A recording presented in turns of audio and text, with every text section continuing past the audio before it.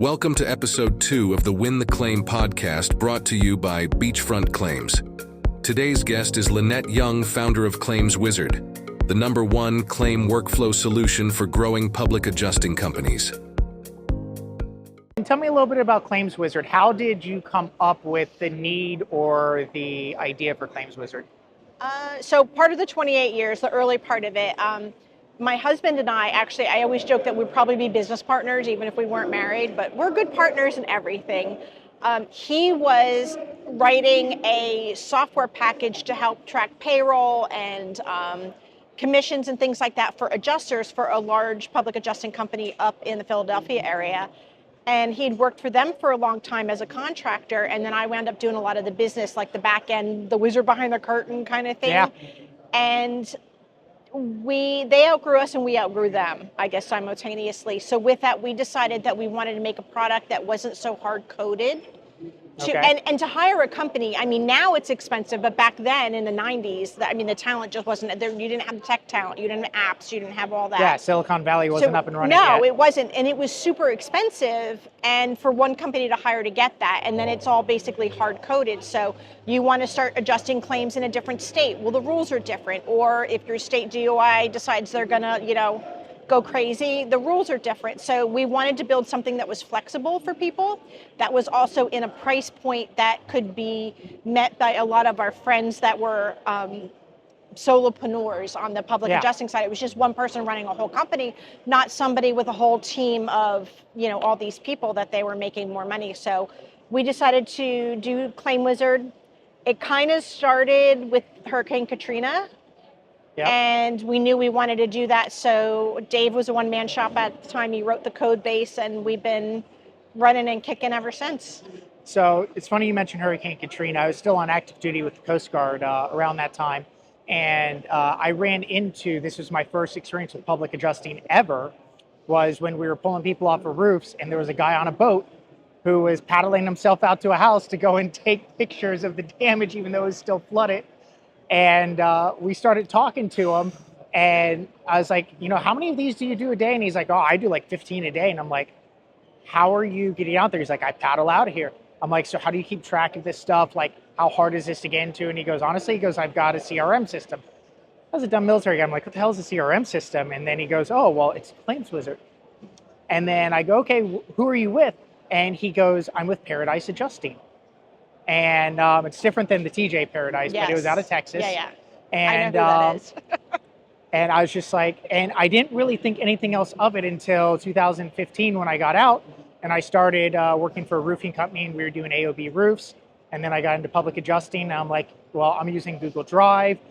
Everything's a mess. I have to go back through and find it. And I'm like, how am I going to get through this? And then our mutual friend, Daniel Robosky, is like, hey, he goes, look at Claims Wizard.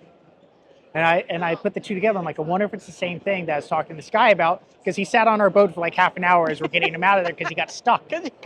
And so we were just talking shop. So it was crazy. So then I jumped on your guys' app, and it actually streamlined my process. I was a brand new public adjuster back then, one-man shop. And like you said, I needed to keep overhead low, and it was at a price point that was reasonable for me, that made my life easier. We've never raised our prices since Katrina. I've noticed that. Never. So you have some interesting new stuff and ventures coming out, and I got tons, Mike. I got tons. You don't even know about them all. Yeah, I was gonna say, like, I hear little bits and pieces going through the rumor mill.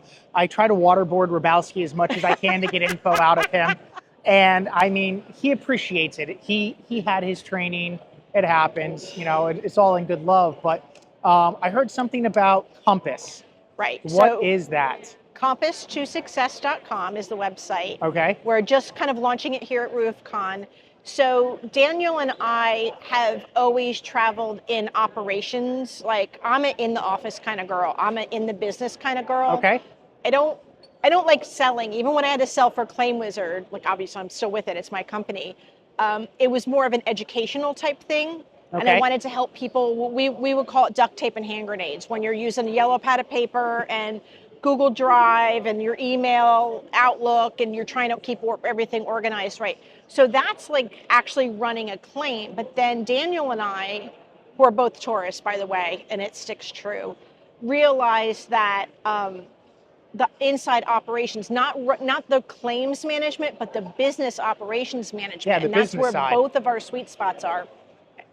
So I have classes that are coming out in Compass to Success, and Daniel's got all kinds of operations stuff in there. So we really want to teach business owners and operational professionals within a company, whether you have someone inside the company that already does that and they just need to kind of level up and all of that, or if you need a fractional type person, that's what Daniel does.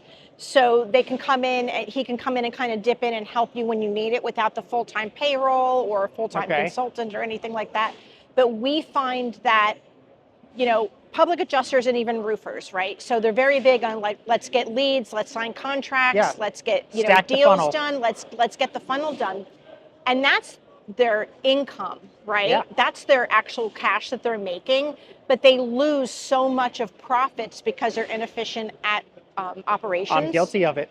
Right? So Claim Wizard was built in fact a lot about how to streamline that claim process. But there's so much more that happens inside of a company that Claim Wizard doesn't take care of, like, how you run your staff, what your hiring processes are, how you chart and manage and report on KPIs and OKRs, and these are words that scare a lot of people, but that's where money is made or lost in a company. So that funnel gets really narrow, and those profits are trickles if you don't get your ops in line. So Daniel and I really have a bug on our side about kind of getting this done and helping people. You would say this is less on the claims management side and more on the business efficiency side of reducing what I call waste management or waste time. Yeah. So if who is this ideally for? Are we talking like entrepreneurs? Are we talking people with 100 employees? Does it fit all of those categories? I wouldn't necessarily say a one-man shop. Okay. I don't think they're ready for it yet. You're an operations staff of one.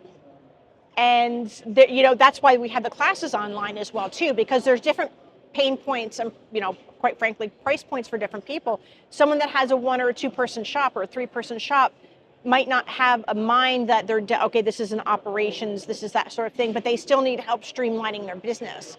They can kind of DIY it. And we have, just like so much materials online that we're launching for that sort of thing. But then there are medium to larger size companies that actually either have an ops person or want to hire a first full-time person, or realize that their business structure and how they're actually operating their company is losing them profits. So those are the people that I'm guilty of it. I ended up doing, I want to say it was like 2019, I ended up doing my first 7-figure year. But I had, I think, like $3 million worth of commissions stacked up from claims. And I was so disorganized at it and chasing my tail so much that my overhead almost doubled that year. Yep. Just because I was taking on so much work and I had no setup system or process. It was literally, like you said, bouncing between my notebook, Xactimate, my email system, Google Drive, bouncing off of the Claims Wizard, and then trying to somehow get it all together.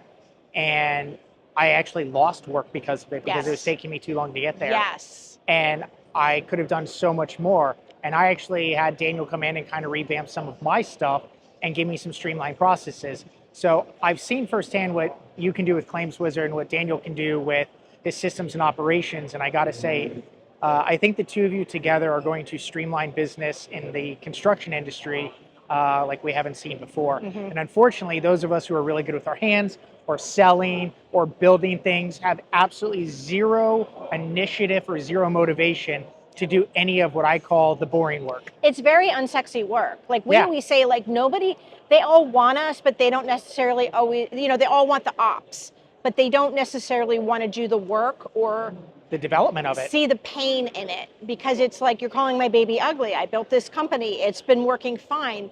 Well, you have a company that runs well, but would you like it to run great? Yeah. Would you like to find, 20, 30% more margin of profit? Is that worth your time of doing this? I think anything above 10% is worth our time of doing it.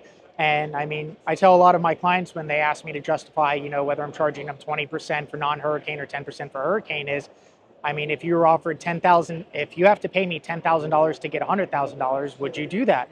and it's all day, every day. Yeah. So if it's 10% or better, then why not integrate it into your company? Mm-hmm. If you're willing to invest in spending your daily time of being frustrated and running around like a chicken with the head chopped off, why not invest the same amount of time, effort, and money into a company that's going to fix all of that for you? Yes. So when is Compass going to be available to the general public, and when can some of these courses start being bought? We're launching it now, so we've got the pre-email thing. Yep. I'm tech, but I'm not really tech. Like if we still had that VCRs, mine would be blinking. My VCR would be blinking. So we're launching it here and letting people know about it. We've got our first set of courses ready to go. You could take Daniel's course, you could take my course. It's all in there. You get coaching support once a month with it, and that's just the compass to success, right? Okay. But then if you decide that you need further work, Daniel is available for fractional COO type work. Okay. So he can do that, and he's got amazing insight in both roofing and public adjusting companies. Well, I mean, Daniel's both a roofer and a public adjuster and general contractor. And I have been neither, and I will never be either, because, I mean, we always say at Claim Wizard, and this is my doing, that I've taken some tests, like the sample test to become public adjusters in a couple states, Florida being one of them. I pass them. I've been in this industry long enough. Like, I'm an idiot. I can pass it. But that doesn't make me a public adjuster. But we will never be PAs because we will never compete with our own clients. Yeah, it'd be a little advantageous. Yeah, it'd be a little weird. I don't want people ever saying, oh, you poached clients, you did whatever. Like, our first and only Wait, you're ethical? In our business of insurance? Hello, I know, right? Technically, insurance hack. So, yeah. But yeah, so we'll never do that. So, but I've been inside of over 28 years. I've been inside of dozens of companies, and I've worked with over 1,000 public adjusting companies, and I see how things are run. We have clients in 5 countries. I have companies that are one person, and they stayed that way, and that's all there ever be. And I've got public adjusting companies that have different arms to them and everything that are over 200 people. So I've seen everything inside the company. And I will say the smaller you are, the more nimble you are. But with that, it allows your flag to fly all over the place. And you don't know where, I'm going to try this, I'm going to try this, I'm going to try this. You don't have a set course or direction You don't yet. have it, and I'm going to try this. Shoot, it didn't work. Okay, I'm going to try this, because money is tight for everybody. I don't care how big the company is. But the larger companies, that ship is just going, and it's very hard to change direction. So a lot of the larger legacy companies are very difficult to make change. They're like, it works, we're going to hunker down, we're going to keep doing it. Yeah, we're afraid to change anything because we don't want to screw things up. Yeah, but growth does not happen in comfort. So no, and I can take those lessons and the things not to do that I've seen in all of those companies, and I instantly can help, triage and help other public adjusting companies with their internals on that. So it's just a lot of experience that would, in 50 years, not really, I'm 53 now, when I'm dead and dust, that knowledge is going to go away. So I was like, why not just put it out there? So with that segue, I will say that I wrote a book. It's going to be out in December. Awesome. What's it called? Claim Your Success. Okay. Little play on words. Is it going to be available digital also, or is this hard print? All of it. So we're going to do a Kindle version, not a Kindle, what do you call that? Audible. Where you're the Audible. Because everybody's road warriors. So I co-wrote it with Chip Merlin, who's the founder of one of the largest, Chip. right? One of the largest law firms in this industry. I'll say the most prestigious. So it's everything except for how to actually be a public adjuster. There are plenty, we can walk this floor and find people that are great educators on the art and the science of, looking for roof damage and understanding, how window seals get broken and how to navigate a policy. And the technical aspect of it. I won't say it's been done to death, because everybody needs that and everybody needs to retrain themselves on that.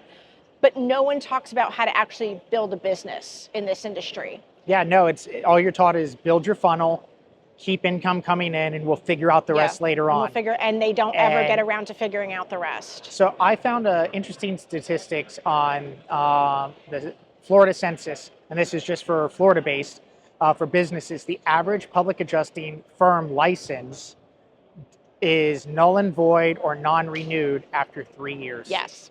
I track those numbers as well. Yeah, so most public adjusting firms do not last more than 3 years in business. Yes. And it's not from a lack of work, because there's a ton of work even during non-hurricane years. There is. Those dailies, they can keep you in business if you know how to do them. Yeah, absolutely. But I think the systems and the management of both your time, your process, your business, and your money is where it's killing everyone. Yeah. Because most public adjusters were entrepreneurs, we're salesmen. We'll go out and knock 100 doors to get one yes, or find a way to network, but nobody has ever taught us how to keep our business afloat during what I call the feast and the famine years. Yeah. So, story for you. I never name names unless it's a positive story. Okay, I like that. This one is not. So after Hurricane Michael, it was about a year after that, I had a solo public adjuster call me up, Florida based, of course. And he was like, hey, Lynette, and sometimes I know when people call, they're just gonna and I was like, all right, I got time, I'll take the call. He's like, Lynette, did you know you have to pay business taxes? You have to pay taxes on your business? And I was like, what? He's like, yeah, I was running all those claims for Michael. He goes, I owe $68,000 in back taxes. Oh, he's lucky. And he says, what should I do? I said, boo, you don't call me. Call I said, a lawyer. you find yourself a tax attorney and you give him money to fix you. And I'm like, but they don't know what they don't know. It's going out and running businesses. Like he's like, well, I use my social security. Like, they don't know. Even I've had to work people through, like, should I get an S corp or a LLC? And well, I don't. Depends how your business is Yeah, structured. and I'm not an MBA or anything, but I mean, I know enough about this interest to, like, okay, where do you want to go? Let's talk about what your future looks like. Let's talk about all of those conversations, and then you can have a better focus of where you want to go and how your company is structured. Yeah. Matters on your operations on the back end. Like, one guy, like, oh, I want to give my folks bonuses and, like, equity shares of the company. And I'm like, you're not set up for that. Yeah, you better have set an up a LLC, corporation you can't. then. You need, like, they don't even know what they don't know. So that's where Daniel and I really want to help these folks, because I'm going to get it tattooed on my arm one of these days, a rising tide raises all boats. If we could be better and ethical, there is a ton of money to be made in this industry. You don't have to be a jerk about it. You don't have to go into a CRM and poach other people's business. You don't have to do any of those things, right? You don't have to call up elderly people that don't know what they're signing. You don't have to do any of that garbage. You can make an amazing, ethical, honest business and be rich as heck by just doing the right thing. I agree with that. I mean, in light of what you say, I'm not going to name names because it's not positive, but I got taken out of canvassing and door knocking roofing as a sales manager for a roofing company in Florida as a public adjuster apprentice for a South Florida PA firm. Stacked a bunch of claims, worked ethical claims. I didn't do, creep for damage. I didn't write in stuff that was clearly, years old, and built a really good book of business for when the time came for those paychecks to come out. It's like, oh, well, we're going to go ahead and release you, and our contract says that if we release you, we don't have to pay you your commissions. Yeah. And I took a $193,000 commission hit overnight. Yeah. And then COVID hits, and nobody's talking to adjusters or letting people in their home. And I've got, a 5-year-old she was 2 at that point. Yeah. And it's like single dad, and what am I going to do, and all this other stuff. And I saw the unethical business that public adjusting can be, and it taught me what I didn't want to be. And since then, I ended up building Beachfront up from zero. I think I had like $30,000 in the bank account to get me through the year. And in our first year, we did $225,000. Second year, we built it up to almost 7 figures, like $980,000. Third year, we're doing $2-3 million. Yeah. And I have never once had a complaint to DFS or any type of unethical business, to where if you work for me and you left, I honored whatever our contract said. And I found that the more ethical I've been in this business, the more successful I am. But that's not always the case for our businesses and insurance, unfortunately. Yeah. And fun statistics, every 26 seconds in the state of Florida, a new scam is developed. And that comes straight from the FBI's crime statistics and data. That. I'd have to think also, because there's a lot of seniors here. Yep, we are the largest population of seniors, so they are the most. Yeah, that's where they target. In immigration. Yeah. Basically, from West Palm Beach down into the Florida Keys, it's no longer Florida. It's Cuba. It's Dominican Republic. It's Venezuela. My mom lives in Delray Beach, which is I right live outside. in Delray Beach. Do you really live in Delray Beach? I live in downtown Delray Beach in the historical district area. My mom is in Lakes of Delray, right off. I think it's off. I'm in Lake Ida. Okay, yeah. So she's down there, and there's a whole bunch of, senior citizens or whatever. So I love Delray. my husband calls it God's waiting room. It is. But we see things, and they're constantly getting scammed on things. Like, it's heartbreaking. So I had mentioned before, even public adjusters, or sometimes actually not even PAs, contractors going in and, and representing or you doing that, helping with I'll the put claim. in your claim, I'll do whatever. Targeting senior citizens because they don't know what they're signing, all that kind of stuff. And the senior citizen just honestly wants some type of help because they're like, I have no idea what I'm doing here, and then they get taken advantage of. So one public adjusting company that I know out in Louisiana actually has a girl in the office, and this is what we also talk about with operations, right? So you have to have the right person in the right role for the right reason. So she loves to be on the phone, and she's a talker. Well, appointment setting was hard for her because she wouldn't get through a ton of them at a time because she's going to chat. So they had, and she was a Spanish speaker for whatever reason, or no, not Spanish, something else. Creole, Cajun Maybe Creole, Creole, Cajun Creole? It. Yeah, that might have been it. No, there was something. I can't remember what it's Creole called. goes to like the Haitian community and the Cajun community. I think that was it. And so she spoke the language, and she got on the phone because they were getting a large number of elderly people for signups for whatever reason. So she would call them, and they were like, all right, you can sit on the phone with them for a while. And she'd be talking, well, how's your daughter? And knowing that the adult daughter had was really the power of attorney helping the mother run things. She was on the phone with them all day. She knew when their birthdays were. Like, that's a perfect match. And then they got really solid in that community. So once one senior trusted them, they told everybody else about it. And I was like, that's what I'm talking about. Like, do the right thing, do the ethical thing. Or if, I was sitting in her office when she got a phone call, and she's like, I don't think this lady, because when they don't know, they'll send them to her. And they're like, we don't think this lady has, or like faculty, she's saying things. Okay, we're going to go out and we're going to visit her. And we're going to do this kind of, we're not going to sign the claim until we understand that she understands what's going on. And I'm like, thank you for doing the right thing, and there's actually, even though it takes more time. Yeah, well, there's new laws. A lot of people don't know. In Florida, it's seniors at risk, so anyone over the age of 60 years old. If you are found to be taking advantage of someone who is considered at risk, doesn't have mental, fallacies about them, stuff like that, it's now a second-degree felony, and it's real jail time. Yeah. Do not pass go. Do not collect $200. Good. Do not make a plea deal. Go straight to jail. Good. And unfortunately, the Florida laws have changed that are not in favor of the policyholder right now. Yes. And DFS and the CFO's office, despite whatever political views there are, have not protected the policyholder. And I think with such a large senior community that we have, for example, the Villages or the Leisurevilles and the lakes of Delray and the Lake Edens of Florida are everywhere. And we call Leisureville Seizureville. Oh my gosh. And it's true. It is literally the most vulnerable people available, and there's no law to protect them when it comes to claims handling process. Oh no, sorry, those are yours. Yep. They're microphones. Yeah, and I see it more and more. And obviously, Florida's probably, I won't say probably, I'll say this definitively. Florida's the biggest state for public adjusting in the country. It is.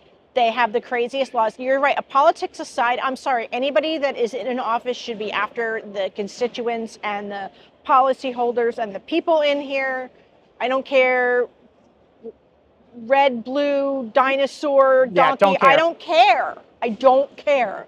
Do the right thing. I care that you protect the people that live in the state. And Florida's a little crazy right now. I mean, I've noticed that the CFO's office or DFS will harp on, for example, I got no problem calling myself out.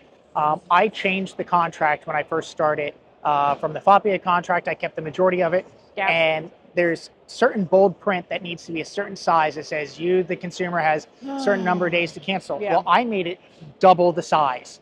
I made it to where if you're blind as a bat, it's an entire page of you can cancel this, and it was bigger than what was approved. I had an insurance carrier report me to not having contractual agreements, and I got a letter of direction stating that I needed to change it back to the smaller print. I'm like, so wait a minute. You want me to have it a certain print so that everybody can understand and see this? I made it an entire page, and you're telling me that I need better direction? Yeah. but yet you'll also send out literally a SWAT team to go arrest public adjusters who are doing, fraudulent claims, which, by the way, go arrest them. But you'll make a big show of it, but then you'll see 60-minute exposés where insurance carriers are openly committing fraud on hurricane the victims. whistleblower guys. I love them. Have you ever met them? I've met two of them. I met them through Stephen Bush. Stephen Bush, yeah. Brilliant guys, yeah. So I agree it needs to be changed, and I think your systems and processes are actually going to probably keep public adjusters in business longer. And if they get the proper public adjusting training and the proper business and systems operations training, I think it'll create a market and industry that pushes out everybody who doesn't need to be in it. Yes. We need more good people in this. And that was part of the reason why I wanted to write the book, Claim Your Success, because it's almost like there's a big push now. Like, you don't have to go to college. You're coming out of school. You don't have to go to college. Go for a trade. Yeah, trade shows. Like, my son is about to turn 17. I'm like, go for a trade, buddy. I tell all three of my kids, hey, you're going to be 18 in like 10 years. Trade school. Yeah. Unless you want to be a doctor, a lawyer, a dentist. Yeah, I want my doctor to have a degree. We're good. Something that requires you to have like a degree in like doctorate. Great, go do it. But if not, I know a lot of millionaire plumbers and HVAC guys. Yep. I know a lot of guys who are out there having multi-million-dollar roofing businesses. Yeah. I mean, there's guys walking around in torn shirts that have a couple $1 million in the bank right now. Exactly. So that was part of my hope with this book. I mean, they need some trade, in my opinion, need some trade experience in something. Go work at a dry out company. Go work at Resto. Go work with another public adjuster. Water mix companies are a great place to start. Go do water mitt. Go do a roof. Go do something. Do GC work, whatever. Get some actual experience. But I think that being a public adjuster and then eventually maybe opening a public adjusting company is a very solid career path for young people getting into this industry. I really hope that's what happens, because none of us in this room that are public adjusters or that work with public adjusters said, I'm going to be a public adjuster when I grow up. Nope. Unless you were born into the family. Nope. I got out of the military. I got a master's in nursing degree thinking I'm going to go be a nurse practitioner. And I'm like, civilian medicine sucks. What am I going to do with my life? I'm going to go be a roofer. And it was just because I knew a family member who was a roofer, and he's like, I make a bunch of money roofing. All right. Knocked on doors and then became a PA. So it's like, and I thank God that I had the year of building a roof, knocking on a door and talking to people, because I think that's the scariest thing on earth, is knocking on a strange person's door and convincing them to let you get on the roof and do an inspection. Yeah. So where can we find the book? ClaimYourSuccess.com. Okay. And then I just realized they're very similar. That's all right. CompassToSuccess.com. Yeah, Why did I do that? CompassToSuccess.com. Yeah. That's all right. I make mistakes all day, every day, especially now. So I appreciate you coming on. Thank you. Guys, I'm sure you're going to see more of Lynette and the big Robosky here pretty soon.